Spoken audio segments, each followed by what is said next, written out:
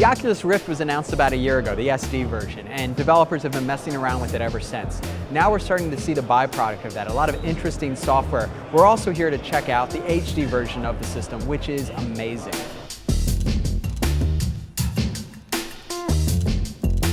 This is the first time I had a chance to check out the Oculus Rift. I tried the HD version first in 3 different experiences and thought it was amazing. No hands! I'm sorry. Give us some time. Look straight up. I'm gonna shoot some particles, a drunken magic missile. Okay? Wait, I'm looking straight up though? Look straight up. Okay. Whoa. Yeah, and Nice. the particles actually emit light. It looks cool. That's basically the general gist. One of the things that we're trying to do differently is really just target immersion, right? We just want players to feel like they're completely in that virtual space, no sacrifices. I mean, we make a bunch of sacrifices to achieve that, but no sacrifices in terms of immersion.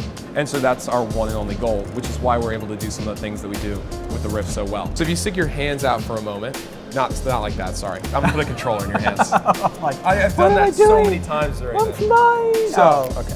do this for me. Look at the door. Now look above the door, and there's a volcano off in the distance. Yeah. And now press up on the left stick.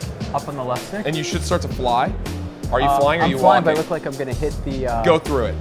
Oh my God. It's gonna be a little uncomfortable to fly through that wall.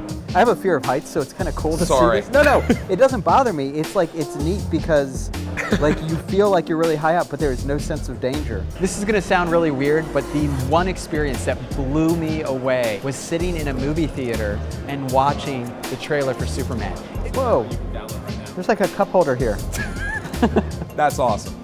There really is. We love when people like point and try to like, they're like, oh yeah, there's something over there. And where's the popcorn? Yes.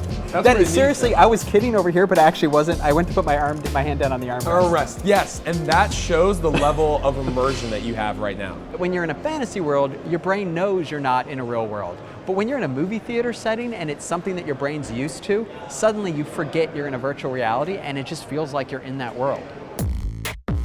So I'm getting ready to play Eve Valkyrie using the Oculus Rift. So I'm gonna go ahead and put on my headsets and drop into a spaceship where I get blown up a whole bunch. Apparently that's what the game is, exploding. It's weird. All right, I just got launched out of a tube and I am taking on, it looks like 3 ships? Cheating bastards. Eve Valkyrie was absolutely the best experience I tried today. It is a game built from the ground up for the Oculus Rift HD and it feels that way. You can aim with your eyes and you feel like you're right in there. Right in front of me, there's a capital ship. A fighter is, I'm tracing it right now with my view, is right in front of me. I got buzzed, dude, up.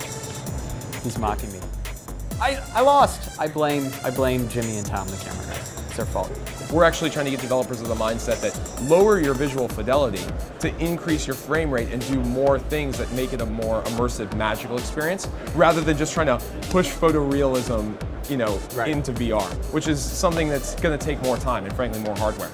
Hawken, for those of you unaware, is a game where you're in a giant mech and you're running around blowing up other people, and that's awesome. The Hawken experience wasn't nearly as good as Valkyrie. That's partially because it was an SD version, but also this was an alpha build and it was a game that wasn't built for Oculus Rift. That being said, it really enhanced the gameplay experience. We all have friends that have the 3-screen setup that when they're playing Battlefield or when they're playing Call of Duty, right? And they do that because they get that peripheral vision out of the left and right screens, right? Well, with the Oculus Rift, you can just look left. Right, yeah, it's kind of simple. Just look left, just look right. And the speed with which you can do it is just very natural.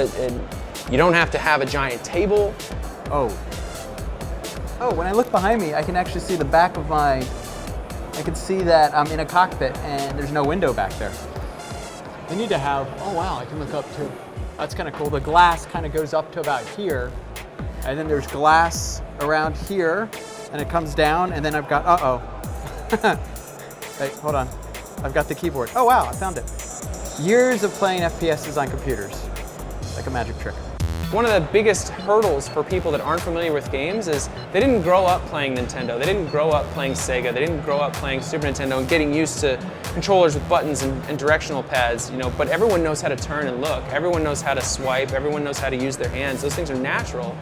I think that the Oculus is a step in that direction. We just need to work with developers to get great content on the platform, because just like you saw, those are great tech demos, but what we need is a really great game so that when consumers hear about it and want to buy it, that there's great content to play on it. The big question is, how is the Oculus Rift going to be coming to consumers? How much is it going to cost? How are they going to not only sell the hardware, but the software?